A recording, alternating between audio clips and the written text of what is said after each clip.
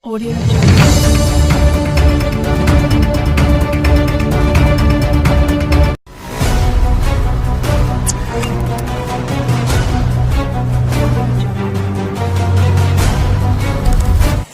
Masalah. Sekarang apa itu masalah? Menurut hemat saya, masalah adalah antara harapan dan kenyataan tidak sesuai. Harapan dan kenyataan tidak sesuai. A'udzubillahi minasyaitonirrajim. Bismillahirrahmanirrahim. Asyhadu an la ilaha illallah wa asyhadu anna Muhammadar Rasulullah. Allahumma sholli ala sayyidina Muhammad wa ala alihi sayyidina Muhammad. Irhamna irhamna irhamna ya dzal jalali wal ikram. Assalamualaikum warahmatullahi wabarakatuh. Sore ini tanggal 9 datanya Januari 2021. Saya bersama Adinda saya Muhyiddin, Presiden PBNU, Jamingan sore di Bogor, di kiranya biar obrolan kita punya manfaat. Ada fokus yang ingin saya sampaikan berkaitan dengan rukun iman yang sistemik. Artinya selama ini yang saya pahami berdasarkan fakta fenomena yang berbeda, rukun iman tidak ditadaburi dalam konteks sistem, kisah-kisah sendiri-sendiri, seperti beriman kepada Allah, beriman kepada malaikat-malaikat, iman pada Al-Quran, iman pada Rasul, iman pada berbaik petunjuk, atau iman pada hal itu. Ini suatu gambaran yang pemahamannya studi kiranya mesti satu kesatuan sistem. Apa itu sistem atau sistem?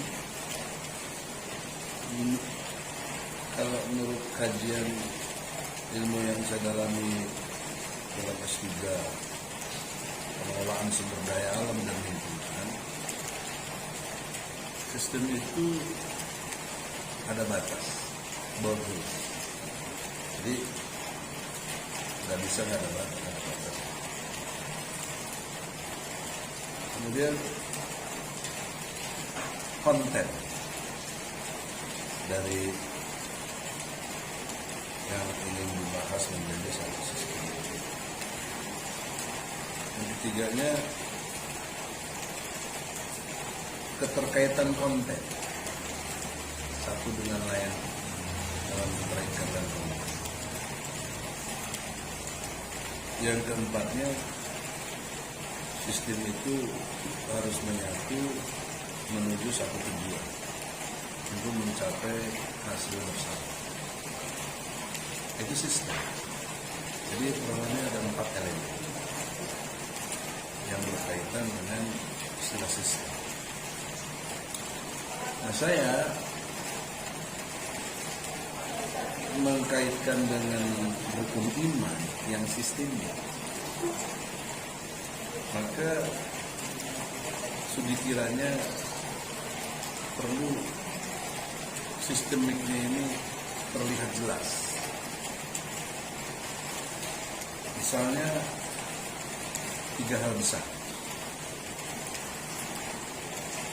Allah, Al-Quran, Rasulullah, dan hari akhir.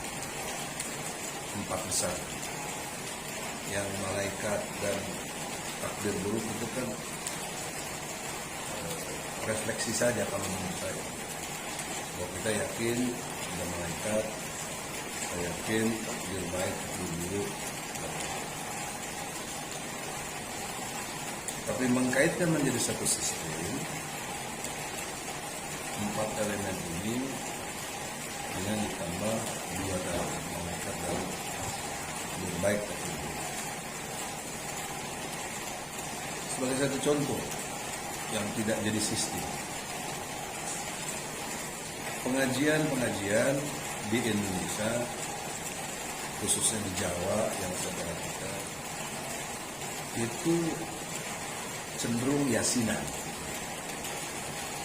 Jadi kalau ada yasinan, terutama malam Jumat, dianggap ngaji. Tapi hasil dari yasinan itu apa? Masa berulang lagi minggu depan yasinan lagi. Tapi konten isi surat Yasin, konten dengan isinya yaitu Allah Subhanahu wa Ta'ala yang memberikan Al-Quran, konten kepada Rasulullah, sput Rasulullah itu sifat, pikiran, ucapan, tindakan, sput, baru bisa disebut uswah. Di Rasulullah sebagai uswah dilihat dari sputnya, sifat, pikiran, ucapan, tindakan, dan mengacu kepada tujuan hari akhir. Jadi elemen-elemen yang dimaksud sistem, batas-batasannya jelas tadi, ya, 4 saya batas itu. Kemudian kontennya sudah saya sebut tadi, Allah, Quran, Rasul, hari akhir, dan keterkaitan isi konten ini juga akhirnya untuk hari akhir. Nah, pelengkapan itu malaikat mencatat, malaikat membantu, malaikat menolong, dan kejadian-kejadian yang sudah terjadi itu disebut takdir. Sepengetahuan saya, pengalaman juga nggak ada pengajian yang sistemik begini gitu. Tapi sepertinya dihafal saja rukun iman dan masing-masing berpisah-pisah.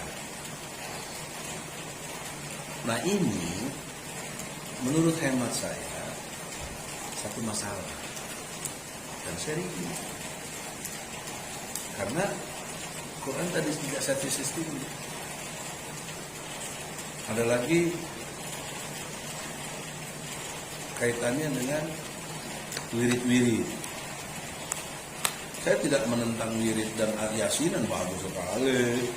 Bahkan satu huruf bisa 10 kebaikan. Itu keyakinan kita dalam doktrin. Tapi itu terpisah dengan sistem ini.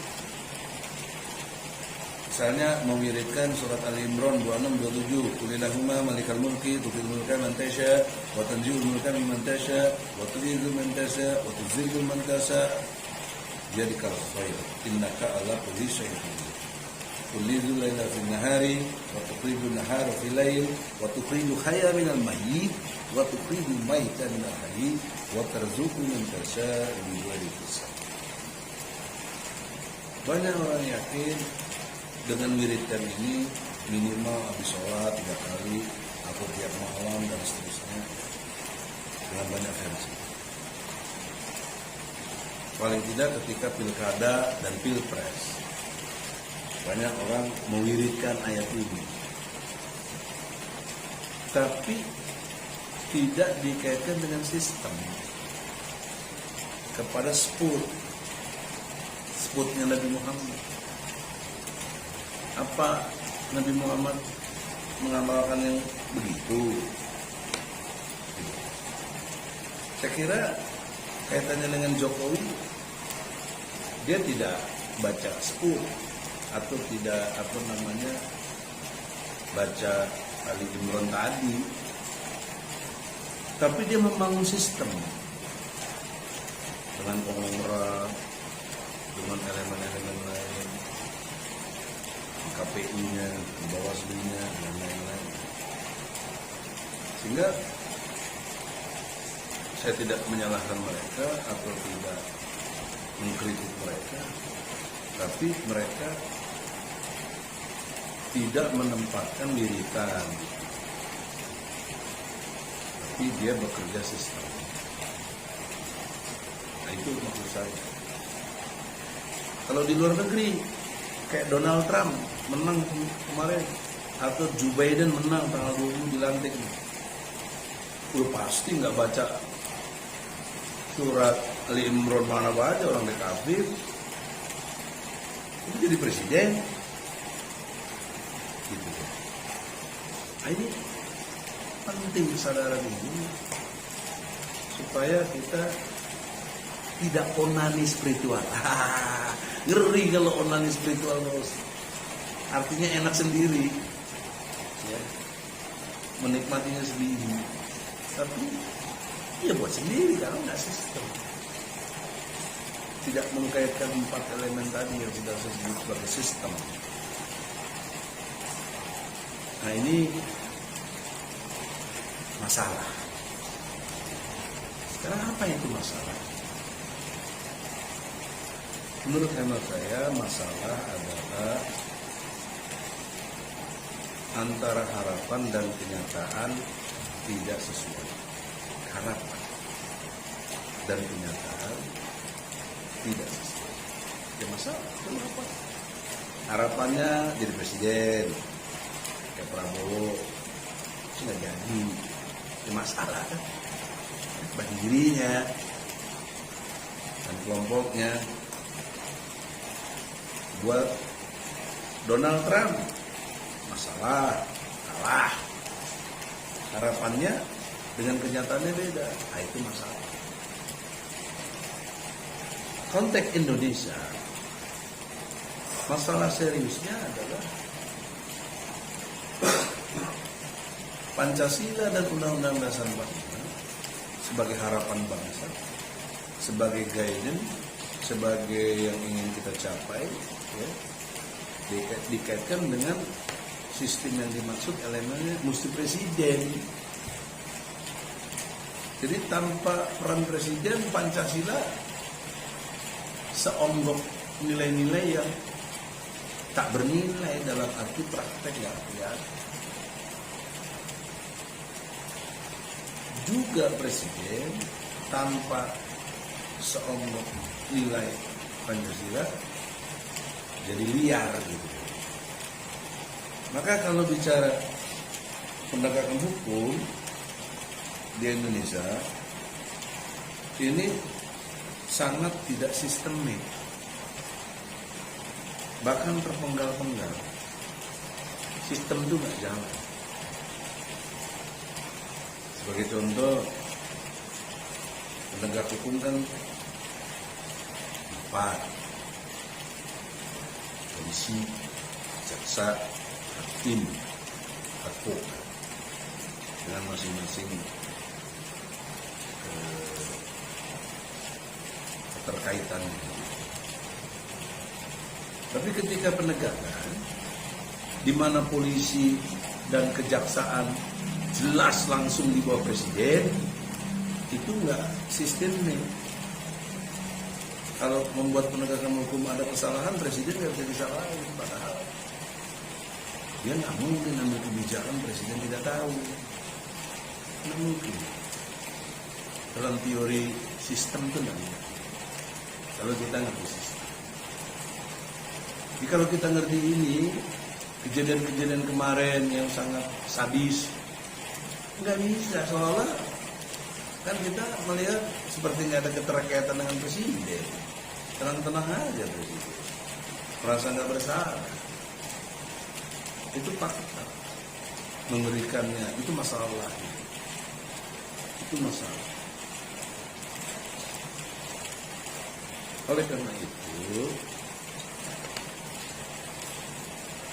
masalah dapat diselesaikan dengan sistem society. Di dakwah kita berbusa-busa menyampaikan ayat Quran dan hadis, tapi outputnya nggak ada. Misalnya, ittaqullah haqqa tuqatih wa la tamutunna illa wa antum muslimun. Jelas ditekankan lagi, ya ayyuhallazina amanu ittaqullah haqqa tuqatih wa la tamutunna illa wa antum muslimun. Tiap Jumat. Bayangkan dari tahun 45 sampai sekarang beberapa ribu Jumat. Berapa ribu Jumat yang menguap begitu saja ittaqullahnya itu apa gitu. Nggak jalan. Tapi diulangi lagi Jumat besok itu lagi dibaca. Karena memang wajib jadi rukun. Apalagi udah jadi wajib jadi rukun harus dibaca. Kan kudu mestinya kalau dikaitkan dengan sistem harusnya ada perubahan dalam waktu dekat tuh ada perubahan. Islam itu dahsyat. Kalau Islam tegak tidak ada masalah. Kenapa? Karena harapan dan kenyataan pasti sesuai. Karena Islam itu rahmatan, membawa selamat. Oleh karena itu, kalau ada follower, netizen yang suka ikuti ini, pakai akal, jangan oh. Jangan saya dianggap menafsir-nafsirkan Quran, nggak ada. Mana yang saya tafsirkan Quran? Nggak ada. Saya metodologinya osjubedin. Objektif, sistematis, toleran, jujur, benar, adil. Ini teori Allah anugerahkan kepada saya dengan bantuan diskusi-diskusi, terutama saudara Daeng, Wahidin yang seringkali berjalan dengan saya, itu mampu menyelesaikan masalah. Mampu menjawab sistem, mampu sistem itu jalan. Gitu. Oleh karena itu saudara, sudi kiranya ya kita mengerti arahan yang Allah. Nah, coba Adinda baca Al-Baqarah 149 150. Mudah-mudahan tidak salah. Karena saya ini tiba saat tiba akal lagi nggak pernah.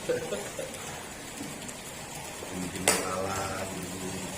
Ngomong aja, ngalir sendiri apa yang kasih Al-Baqarah 149 150. Nah ini pemahaman, bukan penafsiran. Jadi tadabu antara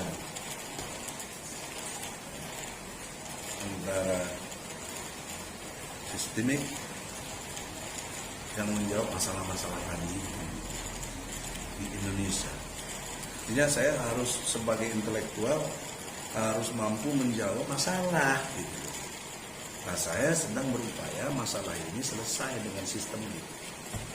Itu maksudnya. Coba dibaca. Bismillahirrahmanirrahim. Surah Al-Baqarah ayat 149. Dan dari manapun engkau Muhammad keluar, hadapkanlah wajahmu ke arah Masjidil Haram.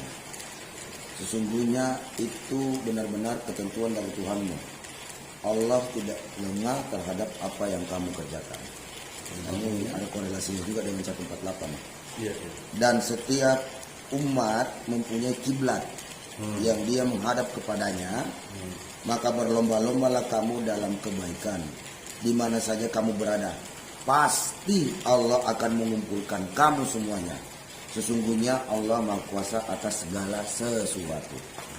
150. 150. Bismillahirrahmanirrahim. Dan dari manapun engkau Muhammad keluar, maka hadapkanlah wajahmu ke arah Masjidil Haram. Dan di mana saja kamu berada, maka hadapkanlah wajahmu ke arah itu, agar tidak ada alasan bagi manusia untuk menentangmu, kecuali orang-orang yang zalim di antara mereka. Janganlah kamu takut kepada mereka, tapi takutlah kepadaku, agar aku sempurnakan nikmatku kepadamu dan agar kamu mendapat petunjuk. Ini dahsyat. Apabila negara-negara OKI yang kurang lebih 106 negara, tahu sekarang berapa ya? Itu kepala negaranya 1-2 yang punya pemahaman clear antara rukun iman dan sistemik, itu masalah-masalah tadi selesai, dunia selesai. Coba bayangkan perintah Allah tadi itu, hadapkan kepada Masjidil Haram. Sebelumnya 148 tadi Daeng kasih sumbangan berpikir, banyak kiblat, banyak orientasi. Ini namanya orientasi. Ini yang disebut sumber masalah. Allah menyebut kita harus berorientasi kepada Masjidil Haram. Kita nggak ambil orientasi itu, kita ambil yang lain. Kan masalah jadi. Antara harapan dan kenyataan nggak sampai. Nah, mari kita selesaikan sistemnya gitu loh. Contoh, berandai-andai kan boleh Indonesia bagian dari OKI.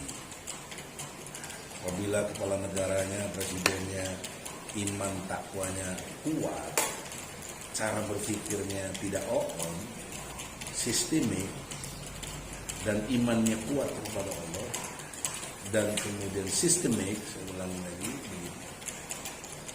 selesai masalah ini. Pertama dikaitkan dengan COVID. Tapi justru masalah besarnya Masjidil Haram ditutup. Kan perlu bertanya kenapa sampai begitu. Nah, kita duga ada pengaruh Amerika, ada pengaruh kaum Yahudi yang mampu menekan Raja Saudi yang tiba-tiba melakukan lockdown pada masjid. Padahal doktrin iman kita, coba buka surat Al-Baqarah 125, nggak boleh itu. Coba bagaimana kita? Dari manapun kamu berada, artinya di seluruh negara mana aja kamu nggak boleh dong mengabaikan surat Al-Baqarah 125. Bismillahirrahmanirrahim. Dan ingatlah ketika kami menjadikan rumah Ka'bah tempat berkumpul dan tempat yang aman bagi manusia. Tempat berkumpul dan aman. Ulangi. Ketika kami menjadikan rumah dalam Ka'bah tempat Masjidil Haram, tempat berkumpul dan tempat yang aman bagi manusia. Ya. Dan jadikanlah makam Ibrahim itu tempat sholat. Dan telah kami perintahkan kepada Ibrahim dan Ismail, bersihkanlah rumahku untuk orang-orang yang tawaf, orang-orang yang itikaf, orang-orang yang ruku, dan orang-orang yang bersujud. Siapa mau bantah? Kok tiba-tiba ada orang yang sok-sok tapi sesungguhnya bodoh bikin kebijakan tutup Masjidil Haram. Sementara sebelumnya Allah perintah harus menghadap ke sana. Dan Allah jamin tempat berkumpul dan aman. Tapi kebijakannya social distancing, biar cara, nggak boleh. Gimana sih? Ini sepertinya orang sok pintar tapi bodoh. Saya tidak bilang mereka itu bodoh, yang bilang Allah. Coba Al-Baqarah 130. Ya, jadi ini yang saya maksud sistemik. Elemen-elemen yang ada itu 4 itu jangan lupa. Batasannya, kontennya, keterkaitan satu sama lain isi konten, dan pencapaian tujuan. Itu sistem. Jadi kita suka bicara sistem, tapi nggak ngerti sistem. Seperti budak, itu buruk. Kalau perbudakan itu sistem. Gitu. Nanti ada dijelaskan surat Al-Balad itu. Tapi ini dulu bacanya. Surah Al-Baqarah ayat 130. Bismillahirrahmanirrahim. Dan orang yang membenci agama Ibrahim hanyalah orang-orang yang memperbodoh dirinya sendiri. Dan sungguh kami telah memilihnya Ibrahim di dunia ini, dan sesungguhnya di akhirat dia termasuk orang-orang yang soleh. Ulangi lagi kalimat awalnya. Dan orang-orang yang membenci agama Ibrahim hanyalah orang-orang yang memperbodoh dirinya sendiri. Itu. Kan udah pasti Yahudi Nasrani nggak suka sama ajaran Ibrahim, ajaran Islam. Sementara COVID-19 kan dari mereka. Jadi poin pentingnya adalah tidak connectingnya gitu. Isi rukun iman yang luar biasa tadi itu.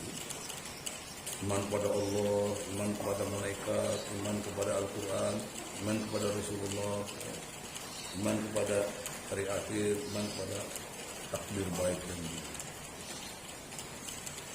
Tapi di penggalanya nggak sistemnya. Itu masalah besar sehingga Islam tidak pernah tegak di dunia manapun.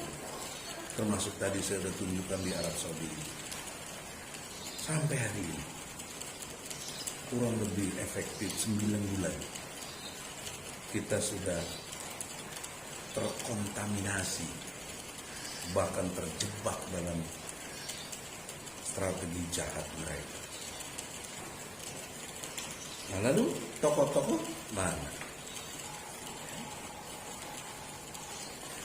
Oleh karena itu dikaitkan juga dengan kasus-kasus kontemporer sekarang, ya, Komnas HAM saya lihat justru membuat keterangan pers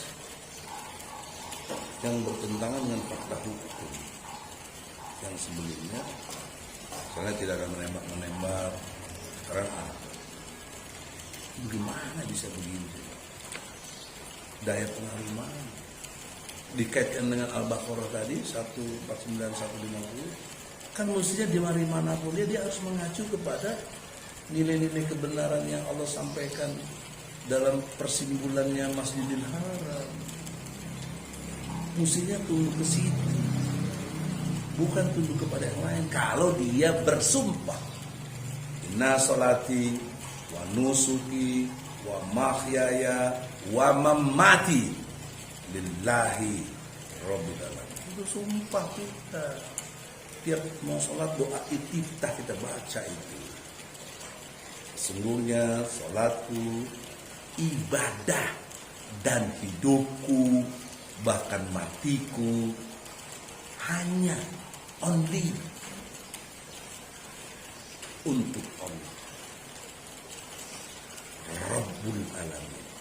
Dalam kata Rabb ada 3 makna yang gak boleh lepas secara sistemik: pencipta, pendidik, pengatur. Nggak boleh alam dilepas dari 3 indikasi sistem ini. Ini sistem alam semesta, yaitu dominasinya Malik Yaumiddin, dominasinya Malikin Nas, Ilahin Nas. Jadi Allah itu penguasa hari pembalasan, kayak hari-hari tadi dalam rukun iman, dan juga dia Tuhan alam semesta, Tuhannya manusia. Masya Allah. Semua orang tahu, hafal kalau diri itu luar biasa. Hafal banget itu. Masuk doa pagi petang, dibukuin doa pagi petang. Tapi dimensi tadaburnya bagaimana sebagai sistemiknya? Terus saya udah ngomong gini, dikecam-kecam katanya nafsir-nafsirin Quran. Apa yang saya nafsirin Quran? Saya memahami Quran. Dan masalah besar sekarang kita begitu.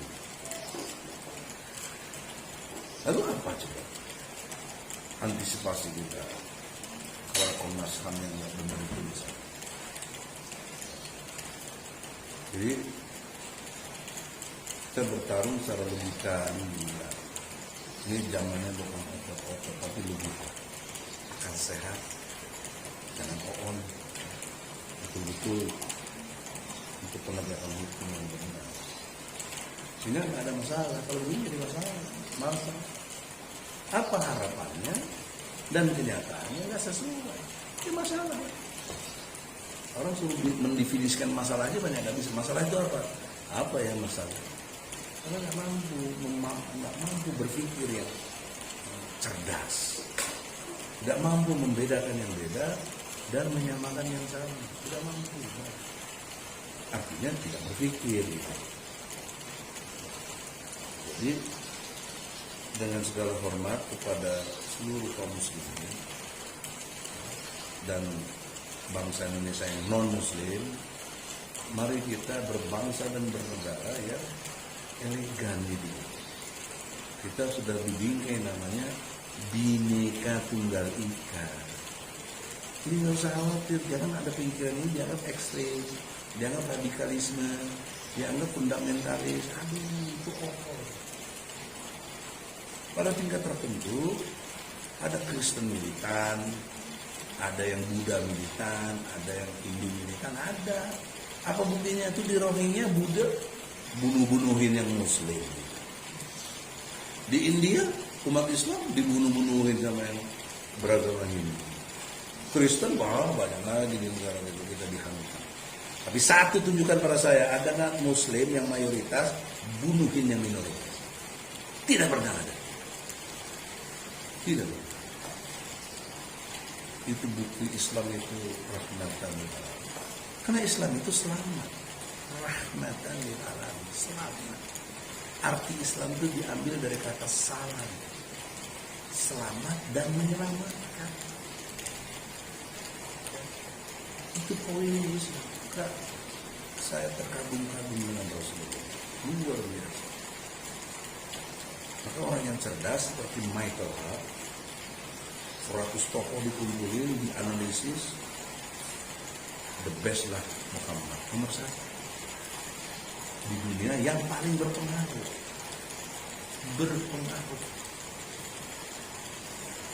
Paling tidak setiap sholat disebut namanya, ada yang diwiridkan. Dahsyat sekali. Kurang lebih sekarang umat Islam 2 miliar. Siapa orang yang disebut-sebut sebanyak 2 miliar? Ada. Secara mayoritas. Oleh karena itulah, kembali kepada tema yang utama, mengintegrasikan antara rukun iman dan sistem. Itu poin penting. Yang kedua, dalam berbangsa negara, antara Pancasila dan Undang-Undang Dasar 45 menjadi sistem untuk penegakan hukum. Ya, nggak bisa. Misalnya tadi sudah saya kasih tahu, penegakan hukum presiden nggak ada kalimat presiden tidak boleh intervensi. Tidak boleh. Untuk apa dia menjadi struktur tertinggi di atas kejaksaan dan polisi, sementara polisi dan jaksa itu penegak hukum? Kok nggak boleh intervensi? Bagaimana sih? Logika kecerdasan itu nggak ada. Maka muncullah kalimat-kalimat negara tidak boleh kalah. Negara tidak boleh kalah. Emang siapa negara itu? Kalau bicara negara, 4 elemen: rakyat, pemerintah, wilayah, hukum, baru sebut negara. Kenapa dia nggak nyebutinnya pemerintah saja? Kemudian tidak boleh kalah. Malu. Berarti yang harus kalah siapa? Rakyat dong. Begitu logikanya. Ini pakai osjibodel itu semua selesai. Itu masalahnya kita nggak mau jujur, nggak mau dipakai osjibodel. Abaikan saja.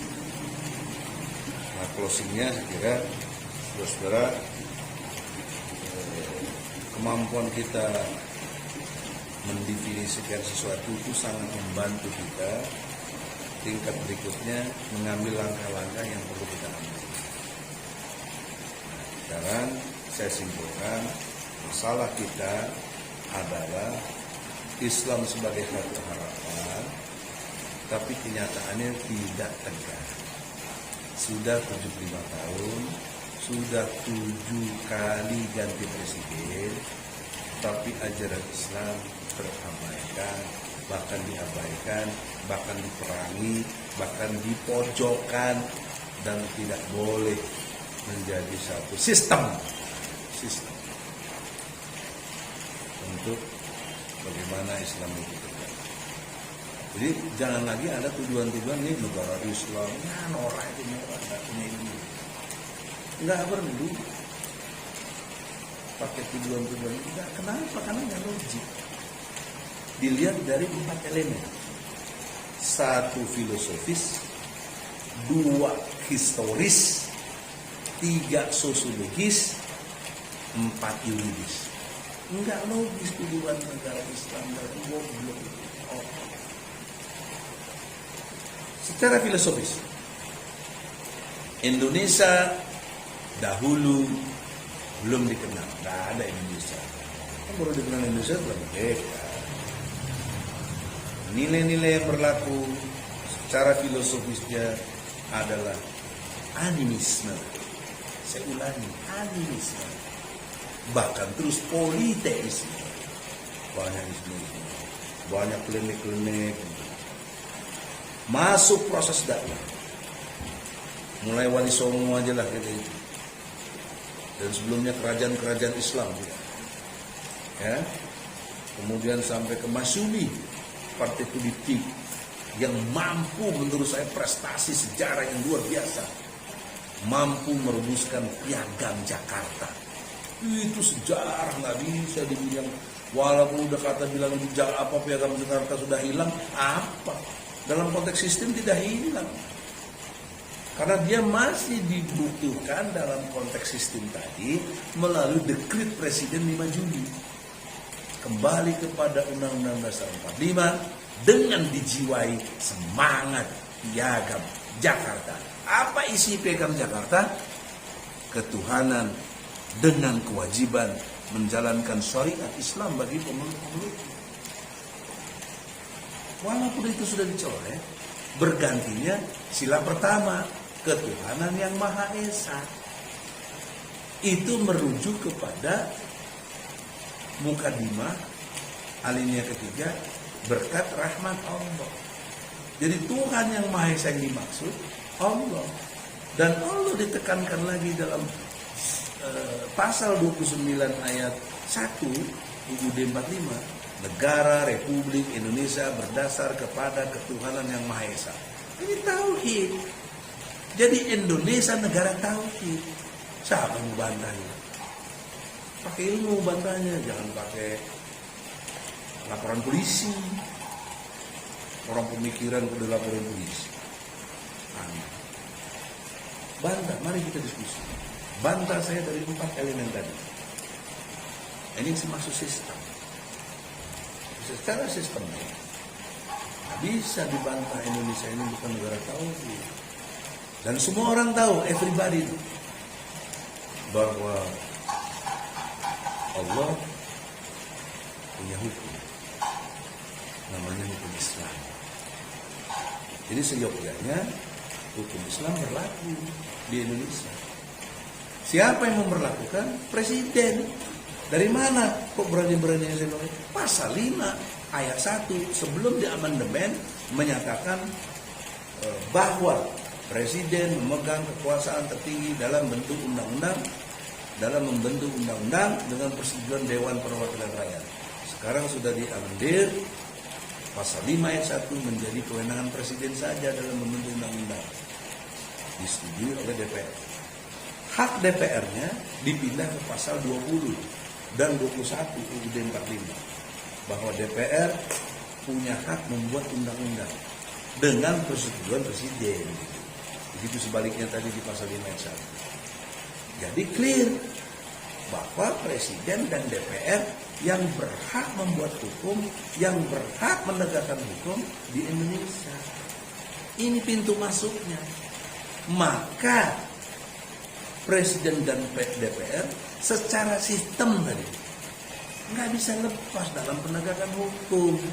Misalnya DPR punya hak budgeting, punya hak membuat undang-undang, punya hak pengawasan. Pertanyaan saya, apa pengawasan DPR terhadap Omnibus Law misalnya? Malah menyetujui, malam-malam lagi. Ya kayak jadi undang-undang uka-uka. Mencelakakan kehidupan rakyatnya sendiri. Kok setuju DPR? Heran sih. Nanti sebentar lagi HIP dan lain sebagainya. Nah ini yang nggak mengerti sistem itu begitu. Oleh karena itu kita orang-orang yang relatif Allah berikan kecerdasan, jangan sampai kita terlena oleh keadaan ini, yaitu penyakit wahai, cinta dunia dan takut mati. Nah, inilah problem klasik dari dulu sampai detik ini belum selesai. Itu akan selesai kalau Anda kembali kepada iman dan takwa kepada Allah. Misi Anda amar ma'ruf nahi munkar. Program Anda ASI, Quran, sholat, infak, di-upgrade seluruh rakyat Indonesia tentang Qurannya, tentang sholatnya, tentang infak. Ini tijarah lam tabur kata Allah dalam surah Fatir ayat 29. Dilihat sendiri ya, dikaji sendiri. Jangan minta ditunjuk dia, baca sendiri. Kemudian output dari sistem ini, sistem visinya itu tadi iman dan takwa, misinya itu amar ma'ruf nahi munkar, program Indonesia bertakwa adalah ASI, Al-Quran, Salat, Infak. Outputnya semua ini adalah akhlakul karim. Oh dasar Islam itu tidak terpotong-potong. Islam itu sempurna. Islam itu sistem. Ya, sistem. Maka semua itu dipraktekkan oleh SPUT Rasulullah. SPUT itu saya ulangi, sifat, pikiran, ucapan, tindakan. Nah, insya Allah ini jadi uswah, dicontoh dalam sejarah sudah dibuktikan oleh Rasulullah. Tinggal kita lah di masing-masing negara masing-masing, yang Malaysia, yang banyak Islamnya juga, Brunei, Saudi, dan harusnya bergerak. Tapi kan kita lihat ya, semuanya bergantung pada iman takwa tadi. Klaim yang terbaru, saya berani ukur iman dan takwa rakyat Indonesia yang beragama Islam lebih spesifik di golongan tertentu. Kita prihatin pada saudara kita yang sedang ditahan, itu nggak ada yang beda, nggak ada daya dobrak, nggak ada kebersamaan, sofan, keanahum, dunia maksud. Ini menunjukkan sistem nggak jalan, sedih. Ya. Jadi kita berada dalam satu situasi cobaan Allah yang amat berat, ya. Keterpisahan. Saya ulangi lagi, keterpisahan